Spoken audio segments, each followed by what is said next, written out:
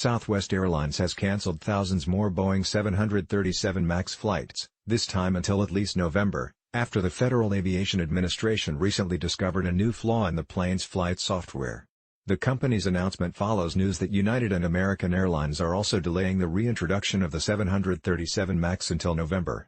The three U.S. airlines have spent the last few weeks repeatedly announcing new cancellations as Boeing and the FAA work to recertify the 737 MAX, after it was involved in two fatal crashes within the span of 5 months that claimed 346 lives.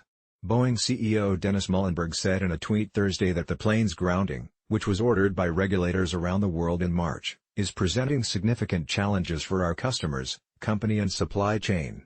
Boeing also announced Thursday that it will take a $4.9 billion hit in the second quarter alone from the grounding of the flight, and that it doesn't expect the plane to return to flight until the fourth quarter of the year. The company has set up a $100 million fund for the families and communities of the victims.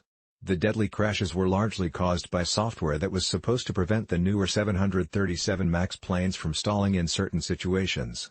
That software, known as Maneuvering Characteristics Augmentation System, or MCAS, made calculations based on readings from a single external sensor on the plane, and also had no way to know if that sensor was damaged.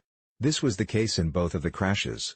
What made matters worse was that pilots didn't know what was happening, because Boeing hadn't properly disclosed the software to airlines, partly to save money, but also to bring the 737 MAX to market more quickly. Southwest's delay in Boeing's financial disclosure come after families of the victims testified in front of the House Aviation Subcommittee this week. Paul Giroux, who lost his wife, mother-in-law, and his 3 children, said at the hearing that the FAA recklessly let Boeing police its own safety policies. The FAA should have known that the failure to have triple redundancy in critical safety systems could cause crashes and death, he said.